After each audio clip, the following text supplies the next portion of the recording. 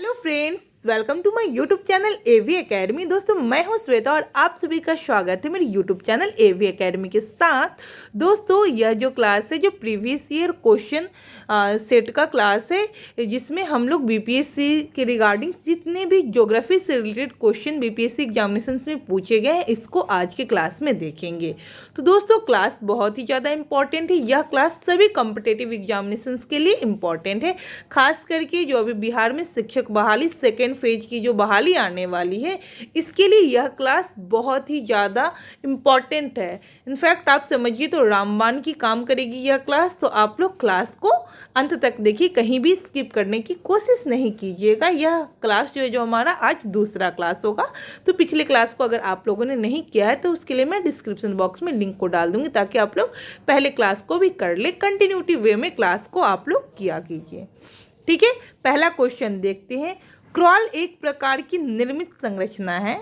Option A है दक्षिणी Africa की, ऑप्शन बी है दक्षिणी अमेरिका की, ऑप्शन सी है पूर्वी यूरोप की, ऑप्शन डी है पश्चिमी ऑस्ट्रेलिया की, और ऑप्शन ई है उपयुक्त में से कोई नहीं या फिर उपयुक्त में से एक से अधिक। तो इसका सही जवाब होगा ऑप्शन ए। क्रॉल जो है जो एक निर्मित संरचना है दक्षिण अफ्रीका की। ठीक है, यह क्वेश्चन देखिए 65वां बीपीएससी में पूछी गई क्वेश्चन है। ठीक है, नेक्स्ट क्वेश्चन देखते हैं।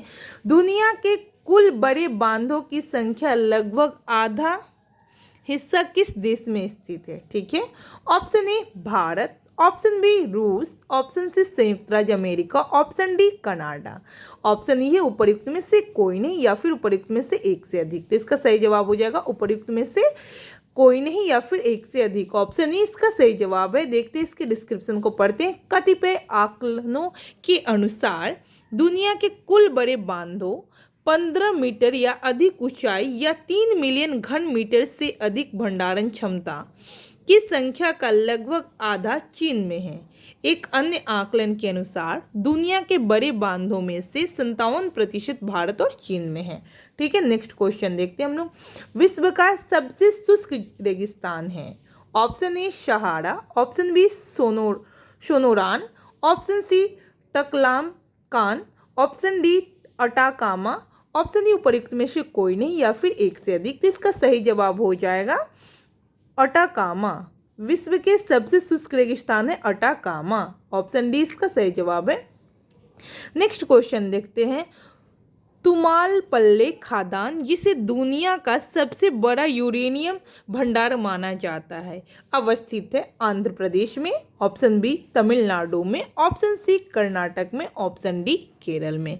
तो इसका सही जवाब होगा आंध्र प्रदेश में है। ठीक है, नेक्स्ट क्वेश्चन देखते हैं हम लोग। नेक्स्ट क्वेश्चन है हमारा नेक्स्ट क्वेश्चन है अंतर्राष्ट्रीय दिनांक रेखा, इंटरनेशनल डेट लाइन खींची जाती है अफ्रीका से होकर, अब एशिया से होकर, प्रशांत महासागर से होकर और अटलांटिक महासागर से होकर के। ठीक है, तो इसका सही जवाब है ऑप्शन सी, प्रशांत महासागर से होकर के। ठीक है, अंतरराष्ट्रीय दिनांक रेखा यानी कि इंटरनेशनल डेट लाइन खींची जाती है प्रशांत महासागर से होकर के। ठीक है, नेक्स्ट क्वेश्चन देखते हैं। नेक्स्ट क्वेश्चन है हमारा, निम्नलिखित में से कौन महाद्वीप क्षेत्रफल के अनुसार सबसे बड़ा है? इसमें जो ऑप्शन दे रहा है उसी में से बताना है आपका कि सबसे बड़ा महाद्वीप कौन सा है। ऑप्शन ए है यूरोप, ऑप्शन बी है अफ्रीका, ऑप्शन सी है अमेरिका और ऑप्शन डी है दक्षिणी अमेरिका। तो इस जो भी ऑप्शन है चारों, इसमें सबसे बड़ा अफ्रीका है। ठीक है, तो इसका सही जवाब ऑप्शन बी हो जाएगा। ऐसे सबसे बड़ा महाद्वीप अगर क्षेत्रफल की दृष्टि से देखी जाए तो एशिया है। ठीक है, चलिए नेक्स्ट देखते हैं हम लोग। नेक्स्ट क्वेश्चन है, निम्न में से किस महाद्वीप में सबसे अधिक देश है? ठीक है, ऑप्शन ए है यूरोप, ऑप्शन बी है एशिया, ऑप्शन सी अफ्रीका और ऑप्शन डी है उत्तरी अमेरिका। ठीक है, तो इसका सही जवाब हो जाएगा अफ्रीका में है जो सबसे अधिक देश है। ठीक है, अफ्रीका में सबसे अधिक देश है। दोस्तों ध्यान रखिएगा, अफ्रीका में जो है जो सबसे अधिक देश है। देखिए देख लेते हैं हम लोग। अफ्रीका में 54 देश, ठीक है, यूरोप में 49 देश, एशिया में 48 देश, वही उत्तरी अमेरिका में 23 देश, दक्षिणी अमेरिका में 12 देश और ओशियाना में 14 देश। तो देखिए यहाँ से देखिए कितना सारा क्वेश्चन आपका इम्पोर्टेंट बन सकता है। ध्यान रखिएगा बस कि किस महाद्वीप में कितने देश है। तो सबसे अधिक देश पूछा जाएगा तो अफ्रीका में है, पहले स्थान पे है। अगर पूछा जाए कि किस महाद्वीप में सबसे अधिक देश है तो अफ्रीका। दूसरा स्थान पूछ दे तो आप लोग यूरोप लगाएंगे क्योंकि दूसरा स्थान अफ्रीका का है, वही तीसरा स्थान एशिया का है। तो ध्यान रखिएगा कि किस महाद्वीप में कितने देश हैं। सबसे अधिक जो है अफ्रीका में, ठीक है। तो ध्यान रखिएगा और ख़ास करके ये भी ध्यान रखिएगा कि अफ्रीका में कितने देशों की संख्या है, क्योंकि पूछा जा सकता है कि अफ्रीका महाद्वीप में निम्न में से कितने देशों की संख्या। ऑप्शन दे दे 49, 48, 54 और 23।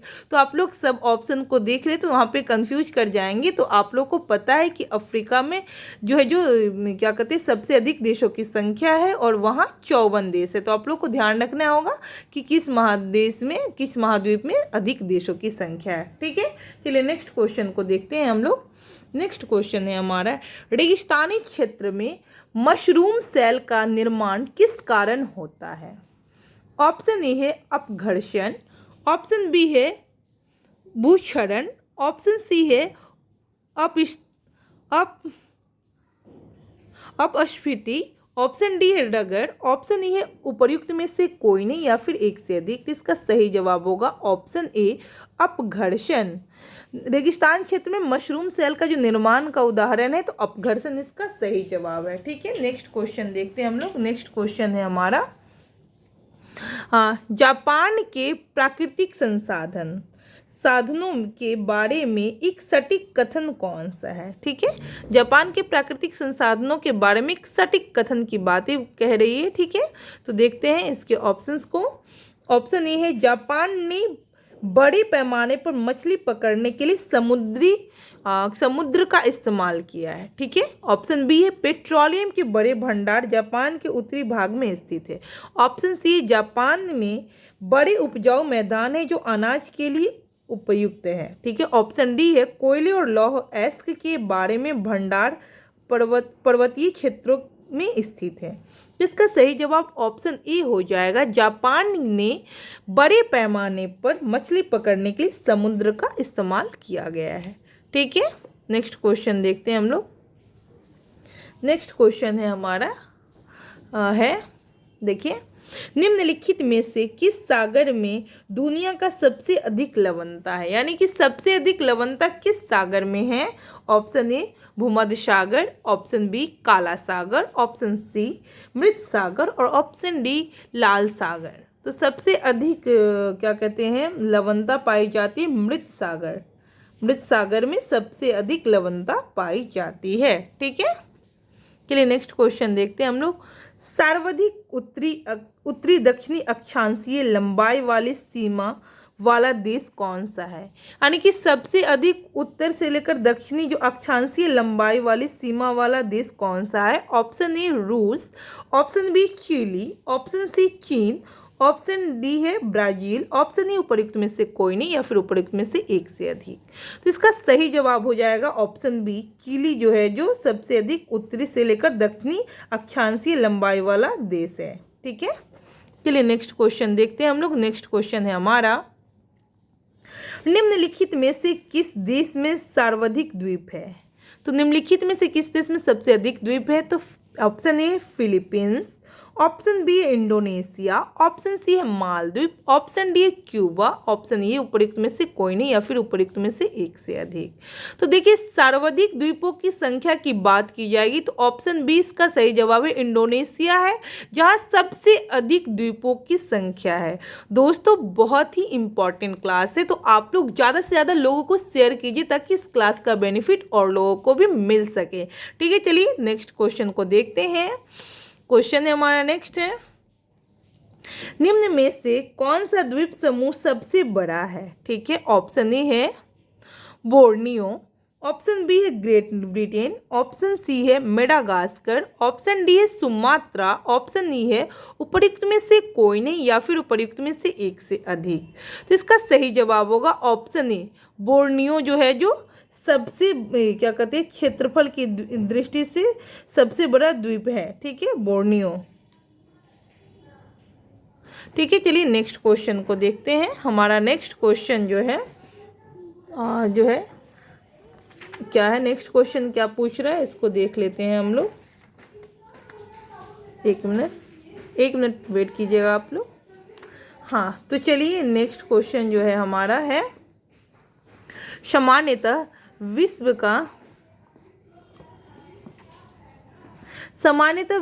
का सबसे सर्द मानव निवास क्षेत्र ओएमयाकोन किस देश में है? ठीक है, ऑप्शन ए है मंगोलिया, ऑप्शन बी है रूस, ऑप्शन सी है ग्रीनलैंड, ऑप्शन डी है आइसलैंड।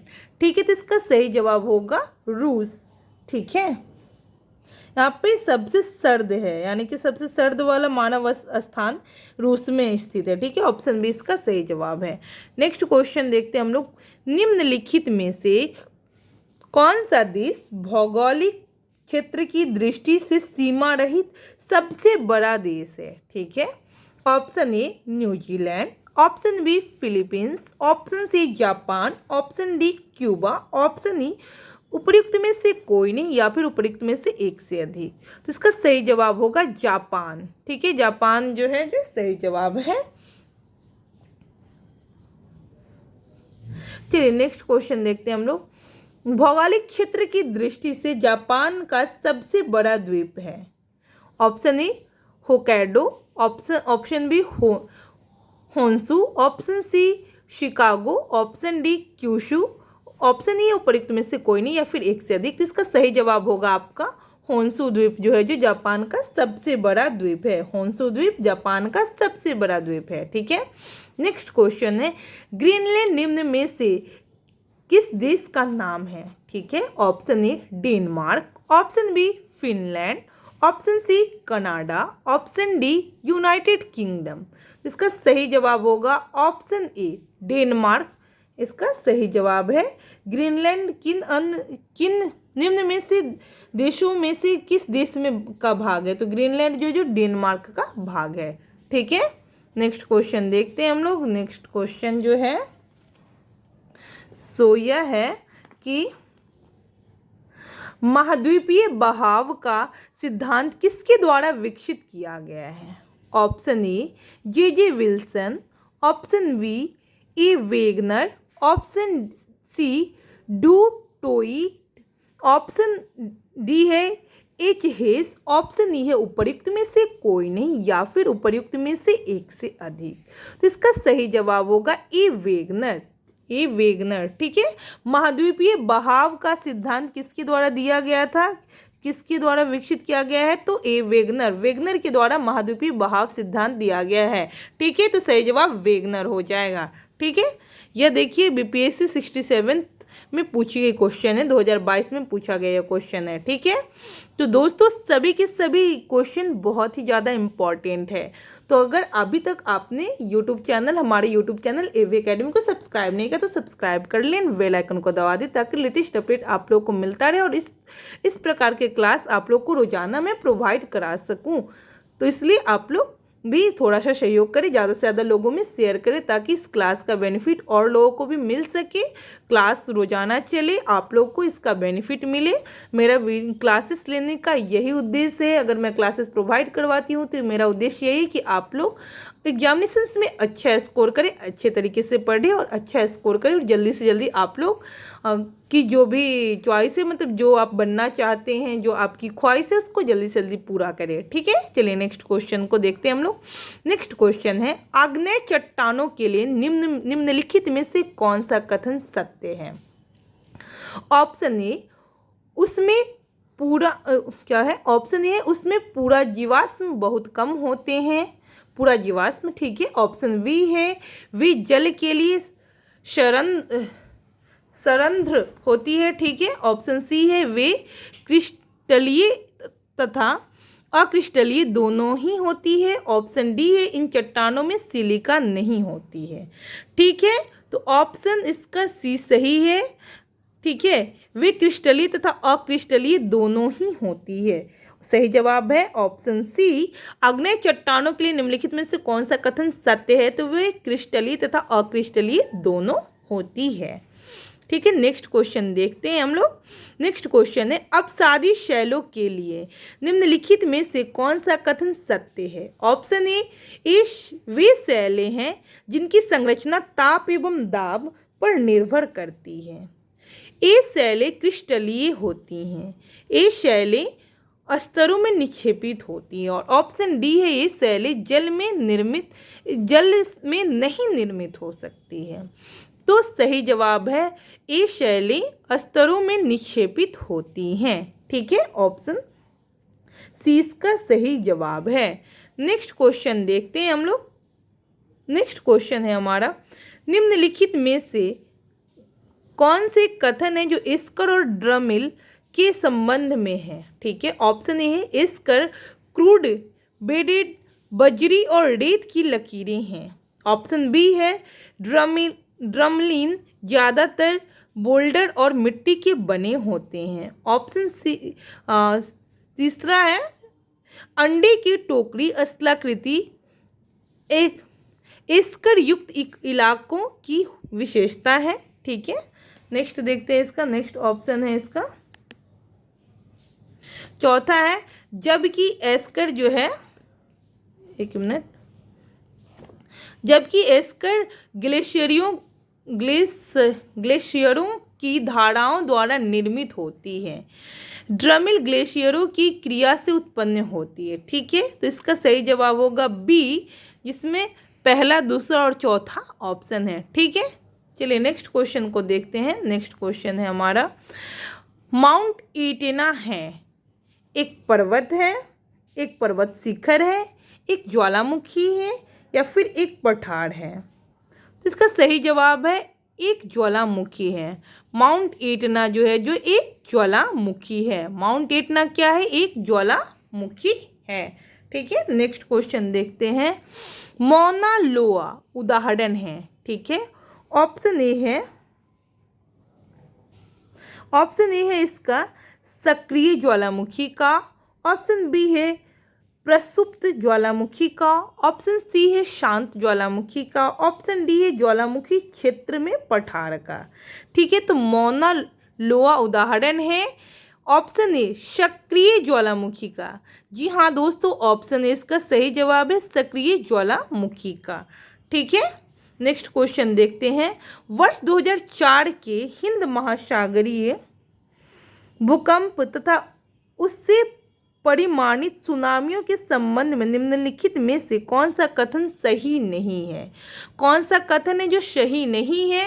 तो ऑप्शन सी इसका सही जवाब है। ऑप्शन सी है जिसमें है कि वर्तमान अनुमानों के अनुसार भूकंप जनित सुनामी ने समुद्र में डूब गई अनगिनत लाशों के अतिरिक्त 50 लाख से अधिक लोगों की मौत के घाट उतारा।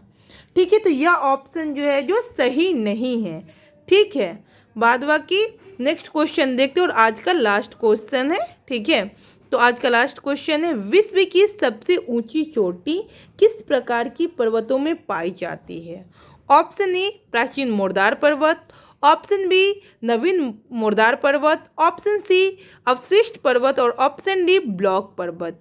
तो इसका सही जवाब होगा नवीन मोरदार पर्वत, इसका सही जवाब है। और दोस्तों यह सेम क्वेश्चन इस बार के स्टेट में पूछा गया है। बिहार में जो स्टेट लिया गया है खास करके +2 वाले एग्जामिनेशन जो ज्योग्राफी पेपर 2 का जो पेपर था उसमें यह सेम क्वेश्चन पूछा गया था। तो देखिए दोस्तों, क्वेश्चन एक दूसरे एग्जामिनेशंस में मिलते हैं, टकराते रहते हैं, मतलब एक दूसरे से मिलता जुलता क्वेश्चन पूछा जाता है, कितनी बार रिपीट भी हो जाती है। तो यह सेम क्वेश्चन पूछा गया है इस बार के स्टेट एग्जामिनेशंस में। और यह क्वेश्चन देखिए तो 45 यानी कि 45वां BPSC प्री एग्जामिनेशंस में पूछा गया है।